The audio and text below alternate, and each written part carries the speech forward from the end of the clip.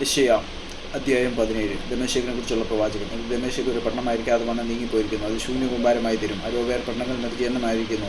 അവ ആട്ടിൻകൂട്ടങ്ങൾക്കായിരിക്കും. ആരും പേടിപ്പിക്കാതെ അവ അവിടെ മേഞ്ഞു കിടക്കും. എഫ്രൈമിൽ കോട്ടയും ദമേശക്കിൽ രാജ്യത്വം ഇല്ലാതെയാകും. അരാമിൽ ശേഷിച്ചവർ ഇസ്രായേൽ മക്കളുടെ മഹത്വം പോലെയാകുമെന്ന് സൈന്യങ്ങളുടെ യഹോവ അരുളിച്ചെയ്യുന്നു. അന്നാൾ യാക്കോബിന്റെ മഹത്വം ക്ഷയിക്കും. അവന്റെ ദേഹപുഷ്ടി മെലിഞ്ഞു പോകും. അത് കൊയ്ത്തുകാരൻ വിള ഉയർത്തി പിടിച്ച് കൈകൊണ്ട് കതിരുകളെ കൊയ്യും പോലെയും ഒരുത്തൻ എഫ്രൈം തവരി കതിരുകളെ പറക്കും പോലെയും ആയിരിക്കും. ഒലിവ് തല്ലുമ്പോൾ വൃക്ഷാഗ്രത്തിൽ 2-3 കായോ ഫലവൃക്ഷത്തിൻ്റെ കൊമ്പുകളിൽ 4-5 കായോ ഇങ്ങനെ കാലാപറിപ്പാൻ ചിലത് ശേഷിച്ചിരിക്കുമെന്ന് ഇസ്രായേലിൻ്റെ ദൈവമായ യഹോവ അരുളിച്ചെയ്യുന്നു.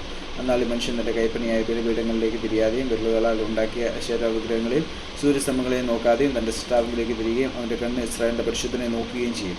അന്നാളെ അവൻ്റെ ഉറപ്പുള്ള പട്ടണങ്ങൾ അമോര്യരും ഹിവ്യരും ഇസ്രായേൽ മക്കളുടെ മുമ്പിൽ നിന്ന് ഉപേക്ഷിച്ചുപോയ നിർജ്ജനദേശം പോലെയാകും. അവ ശൂന്യമായി തീരും. നിന്റെ രക്ഷയുടെ ദൈവത്തെ നീ മറന്ന് നിന്റെ ബലമുള്ള പാറയെ ഓർക്കാതെ ഇരിക്കുകൊണ്ട് നീ മനോഹരമായ തോട്ടങ്ങൾ ഉണ്ടാക്കി അവയിൽ അന്യദേശത്തു നിന്നുള്ള വള്ളികളെ നടന്ന ദിവസത്തിൽ നീ അതിന് വെയിൽ കിട്ടുകയും രാവിലെ നിന്റെ നടുതെല്ലാം പൂക്കുമാറാക്കുകയും ചെയ്യുന്നു. എങ്കിലും കഠിനമായ മുറിവും തീരാത്ത പ്രശ്നവും തട്ടുന്ന ദിവസത്തിൽ കൊയ്ത്തു പോയി പോകും.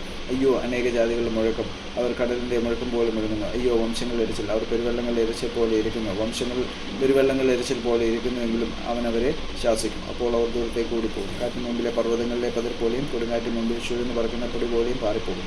സന്ധ്യാസമയത്ത് ഇതാ ഭീതി, പ്രഭാതത്തിന് മുമ്പേ അവൻ ഇല്ലാതെയായി. ഇത് നമ്മെ കൊള്ളയിടുന്നവരുടെ ഓഹരിയും നമ്മോട് പിടിച്ചു പറിക്കുന്നവരുടെ പങ്കും ആകുന്നു.